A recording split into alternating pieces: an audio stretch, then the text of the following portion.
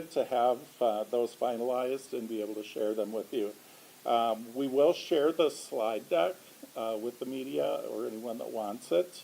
So there's a lot of numbers in here. Nick always geeks out over the marketing stuff that I don't even understand what he's talking about. I geek out over this stuff. This is why we do the work we do, to try and influence these numbers. Are we responsible for all of them? Of course not. We have a whole huge tourism industry, our hotels, our attractions, our restaurants, and our local governments that are working hard to bring visitors here. But we always feel like we've influenced them as we see them each year. So visitors to Brown County, 6.5 million in 2024. That is a new record. Was up 3.8% from 2023. Which is very good growth. As we look at the state of Wisconsin, and Nick mentioned the governor is going to be here today. He is traveling with the tourism secretary and SARES, and they are sharing numbers for the state, but I can share those too. Wisconsin had 114 million visitors that came to the state last year. That was an increase of 1.3%. So you can see Brown County was a very attractive destination for new people coming into our state. Economic impact, just a brief explanation. Total impact includes three different things: direct impact, indirect, and induced. Direct impact is that visitor that comes into the hotel and hands $1 to the front desk at the hotel. Very easy to measure visitor spending. Indirect impact comes when the hotel buys goods from other businesses in the community. That dollar is getting spent again in our community by the hotel. The induced impact is when the hotel pays their staff, and their staff goes out and buys things in the community. Good example of that, if there's a huge convention that our convention sales team help book in the community, when that convention is in town, the hotel has to go out and buy goods to be able to take care of those visitors that are at the convention. When they have a big banquet in the banquet room, those wait staff that are taking care of the people at that banquet, they have to be there, and they have a job that night. If it weren't for that convention being in the building, they likely would be home, and maybe the prom dress that's requested by one of the young ladies in the household wouldn't happen. So all three of those together equal the total impact. And you'll hear us mention both of them, and the reason I explain it is because it can be a little confusing. So first up,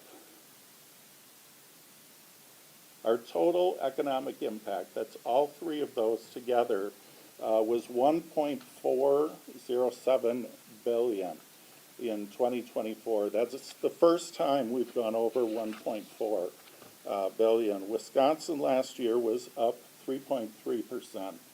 So again, you can see our growth was very, very good in Brown County. As far as direct impact goes, that's the dollar coming in the front door and getting handed directly to the business. $847 million in 2024, up 6.2%. The state saw a 3.5% increase in direct spend.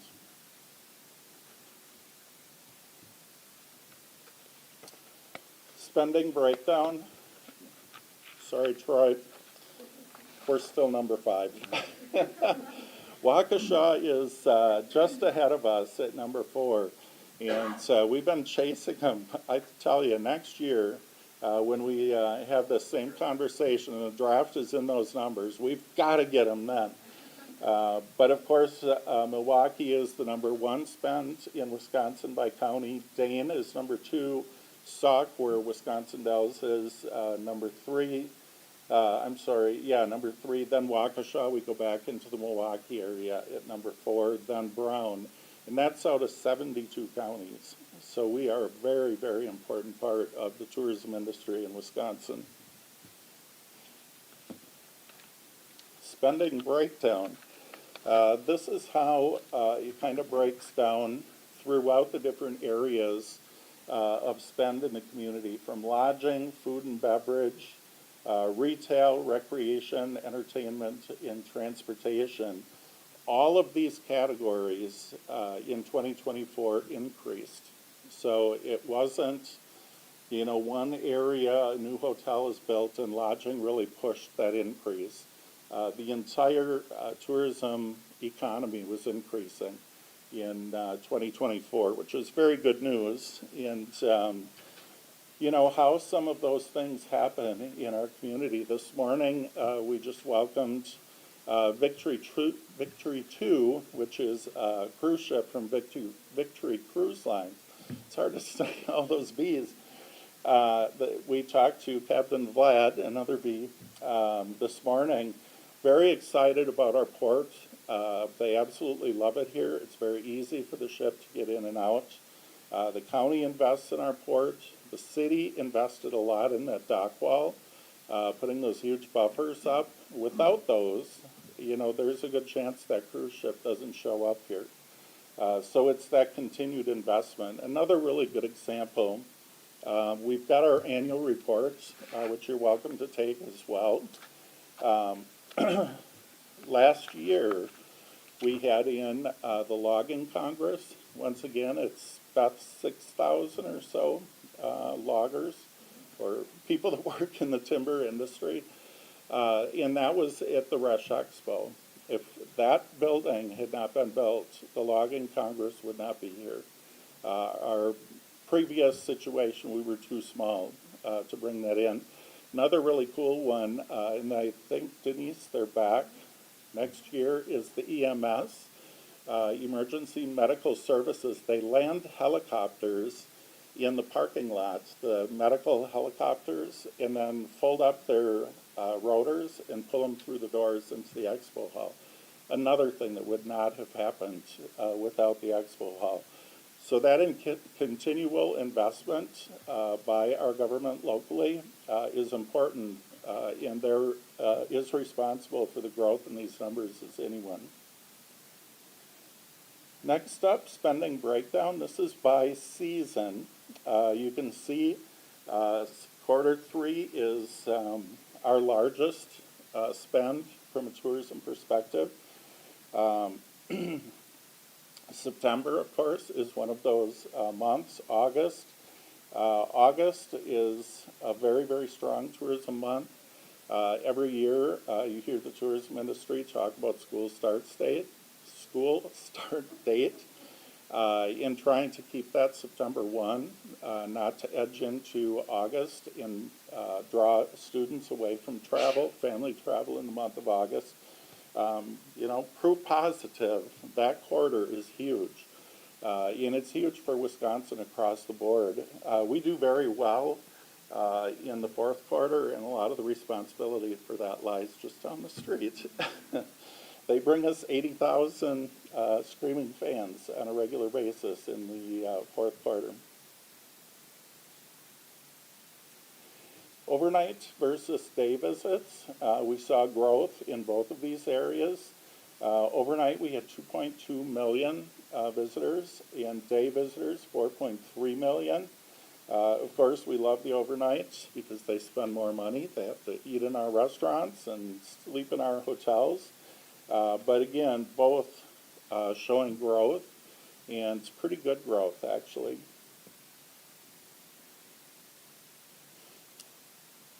So this is where our local government and state government is probably most interested.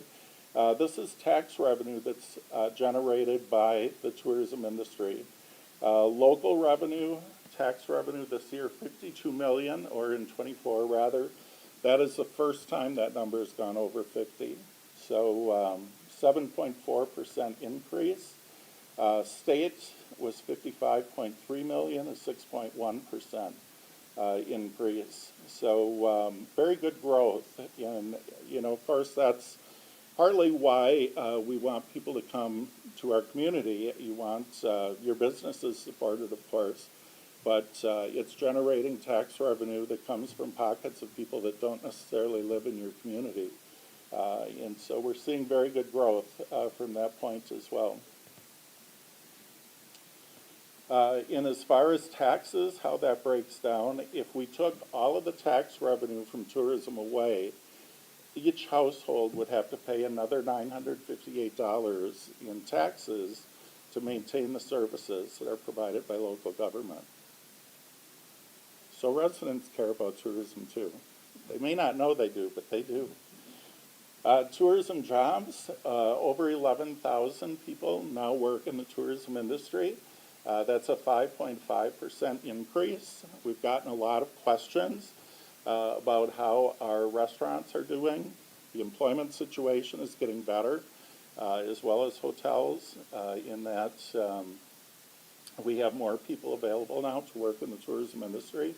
So that is getting better, but 1 in every 18 jobs in Brown County is supported by the visitor economy. So very, very important as well.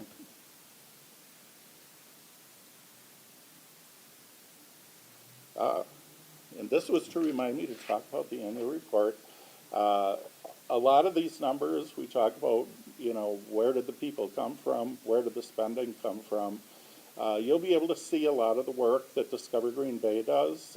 Each of our departments, it's broken out, shows sales, shows the sports area. Joel was very proud to have USA hockey in last year. We had the girls tournament, brought in over $1 million of economic impact. So those things all add together throughout the course of the year. And that is available for everyone to take a copy. I believe that is all from me. We're very pleased to have one of the biggest tourism supporters, I think, in the county, or at least in Wisconsin when it comes to a county executive. Troy has always been a great partner of ours throughout. We also have a supervisor with us, Ron Antono, who also chairs the Ed and Rec Committee right now, which supports the tourism industry. But we're very pleased to have Troy here today, and we'd love to invite him up. Let's give Brad and the team a round of applause. Thank you. That's, you know, the funny thing is he mentions, because we jokingly talk about how Brown County is behind Sauk County, and, you know, I've challenged him every year, knowing that gap is like, you know, it's not huge, but it's a gap it's a big gap. But I'm always one that believe if you don't have goals and if you're not aspiring towards those goals, you're just going to stay stagnant. So the reality is that we jokingly have always every year say, hey, how are we doing? Here's the thing that we have noticed, that gap is getting closer, right? Or it's getting shorter.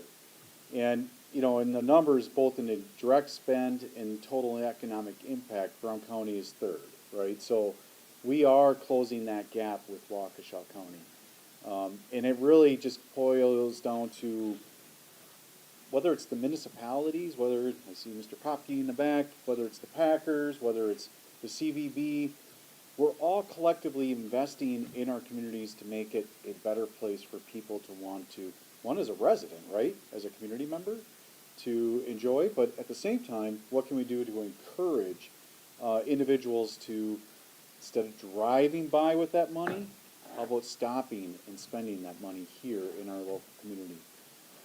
We do have a lot of different partners, right? So when you think about that economic impact and that total spend and how we're going to attract people to this area, I can sit and speak for about a half an hour just talking about what Brown County has invested in, and I'll highlight that a little bit.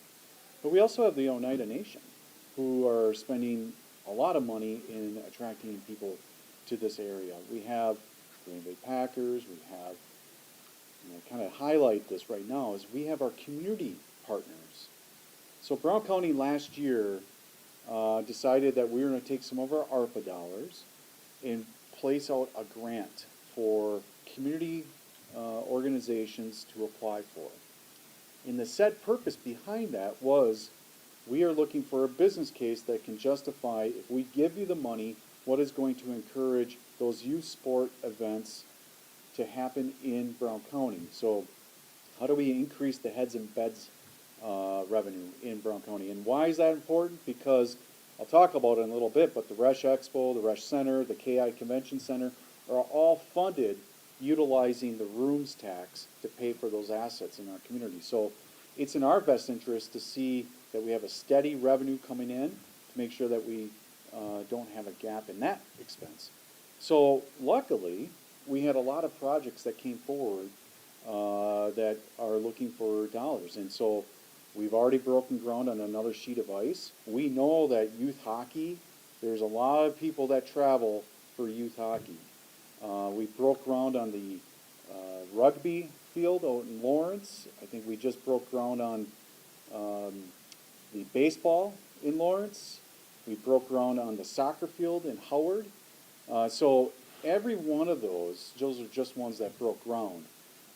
We saw business plans where they've kind of talked about how many kids that they can actually, and families get to come to this market and actually stay, because their programs actually last 3 days in a lot of cases. So we know that just in that small investment, one, we're helping our communities be a better place for our own residents, but two, we're making ourselves become that capital for Titletown sports for youth. And that's really something that we've talked about and wanted to continue to invest in. Just recently, we broke the ribbon on the Eagle's Nest. And so this is another boat launch. Why is that important? Because the economic impact study that talks about the fisheries of the Bay of Green Bay equates to Brown County roughly $250 million of people who are coming up here to fish these waters. And so making better access to that water for just that piece, right? There's all the other ancillary people who don't have access to water, people who just want to watch the sunset, people who just want to go and fish off the wharf. That asset that the county invested in is going to help us continue to encourage people to come and fish in the bay or recreate, whatever they want to do. But again, Brown County made the decision to make that investment. Lastly, as was mentioned, our goal, and we proved it with the NFL draft, that the idea behind the Resch Expo back in 2017, when we were talking about it in 2018 when they started it, was what can we do to encourage more programming, more events that are from markets like Detroit, like Chicago, like Milwaukee, like Minneapolis, where you're still within that drive distance where you can actually get people to come here, but how can we go after them?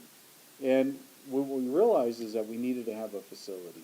And so the communities, Brown County, Ashwaubenon, City of Green Bay, and the other room tax communities all collectively agreed that they would support the county taking a facility that over the years, right, the Resch Expo or the Veterans Memorial Arena played a very important role over all those years. But 67 years of existence, it needed an investment. And so Brown County collectively came together, had a vision, built out this new vision. It was utilized for the draft as a back of the house key asset. We realized at that point that Brown County, the community, can take on large events. And from what I've been told by PMI and Discover Green Bay and even the Packers, they're collectively working together right now trying to bring those events in. Why is that important, you guys? Because those are the type of events that are going to really put us on the map and perhaps get us past Waukesha County. And so we are really appreciative that the community agreed with the vision for the Resch Expo, the Resch Complex, and ultimately made that decision to make that investment back in 2018. For what I've been told, right now, getting an open spot in the Resch Expo is actually becoming harder because the demand of that facility is growing and it's booking out. So that's really important to Brown County because, of course, we wanted to make sure if you built it, they will come. And, you know, as over a $90 million project. So we are happy to hear the facilities being utilized for the benefit of the community, but more importantly, Brad, it's helping us along with all those other investments we're making, some small, some large, and some very big, like the Rush Expo. We are happy to hear that our part as a county is playing its small role in this much bigger objective of making sure that people see our community as a destination for tourism spend. And so congratulations on the great numbers. We're happy to see that, and we'll look forward to seeing what next year brings. All right. Awesome. Thank you.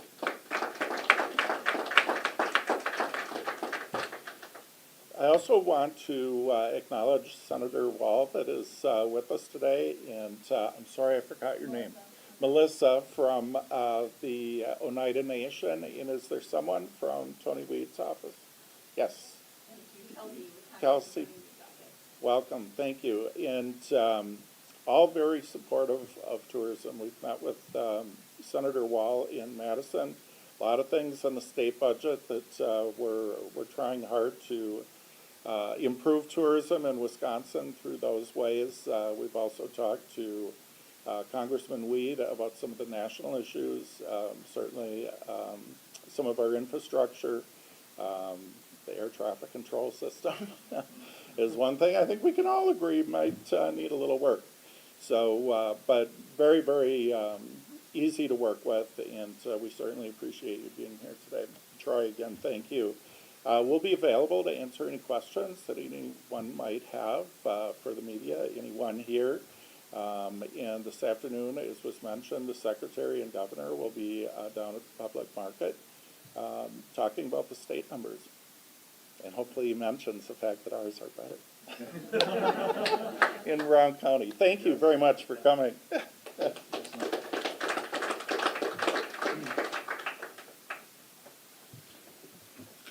As Brad mentioned, feel free to take any annual reports. Also, all the spend data is on a one-sheeter here as well, if you need that.